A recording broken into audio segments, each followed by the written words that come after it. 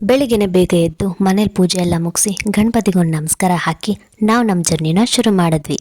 ಈ ಜರ್ನಿ ಯಾವ ಕಡೆಗೆ ಅಂತ ನೀವೆಲ್ಲ ಯೋಚನೆ ಮಾಡ್ತಾ ಇದ್ರೆ ನಾವು ಹೋಗ್ತಾ ಇರೋದು ಮೈಸೂರು ಕಡೆಗೆ. ಅದರಲ್ಲೂ ಫಸ್ಟ್ ನಾವು ದರ್ಶನ ಮಾಡಬೇಕು ಅಂತ ಅಂದ್ಕೊಂಡಿದ್ದು ಚಾಮುಂಡಿ ಅಮ್ಮನವ್ರನ್ನ. ಯಾಕೆ ಅಂತಂದರೆ 15 ವರ್ಷ ಆದಮೇಲೆ ನಾನು ಚಾಮುಂಡಿ ಬೆಟ್ಟಕ್ಕೆ ಹೋಗಿದ್ದೆ. ಜೊತೆಗೆ ಅಮ್ಮನವ್ರ ದರ್ಶನ ಕೂಡ ತುಂಬಾ ಚೆನ್ನಾಗಾಯಿತು. ಬೆಟ್ಟಕ್ಕೆ ಹೋಗಿದ್ದೀವಿ ಅಂದಮೇಲೆ ಒಂದು ಫೋಟೋ ಸೆಷನ್ ಇರಬೇಕಲ್ವಾ. ಬೆಳಿಗ್ಗೆ ಚಳಿ ಆಗ್ತಿತ್ತು, ಇವಾಗ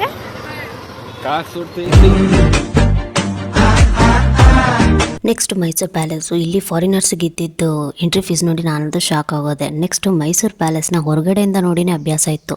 ಬಟ್ ಫಸ್ಟ್ ಟೈಮ್ ಒಳಗಡೆ ಹೋಗಿ ಅಲ್ಲಿದ್ದಿದ್ದು ಎಲ್ಲ ಆ್ಯಂಟಿಕ್ ಪೀಸ್ಗಳನ್ನ ನೋಡಿ ತುಂಬಾ ಖುಷಿ ಆಯಿತು.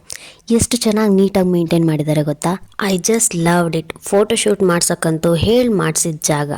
ಆ್ಯಂಡ್ ಇದನ್ನು ಹೊರಗಡೆಯಿಂದ ನೋಡಿನೇ ಅಭ್ಯಾಸ ಇದ್ದಿದ್ದು ನನಗೆ ಒಳಗಡೆ ಎಲ್ಲ ಹೋಗಿ ತುಂಬ ಖುಷಿ ಆಯಿತು. I love you Mysuru. Next ನಮ್ಮ ಗಾಡಿನ ನಾವು ಟರ್ನ್ ಮಾಡಿದ್ದೆ ನಿಮಿಷಾಂಬ ಟೆಂಪಲ್ ಕಡೆಗೆ. ಅಲ್ಲಿ ಅಮ್ಮನವ್ರ ದರ್ಶನ ಎಲ್ಲ ಮುಗಿಸ್ಕೊಂಡು ನಾವು ಮತ್ತೆ ಶ್ರೀರಂಗಪಟ್ಟಣದಲ್ಲಿ ರಂಗನಾಥ ಸ್ವಾಮಿಯವ್ರ ದರ್ಶನ ಎಲ್ಲ ಮುಗಿಸ್ಕೊಳ್ಳೋಷ್ಟರಲ್ಲಿ ಸಂಜೆ ಆಗೋಗಿತ್ತು.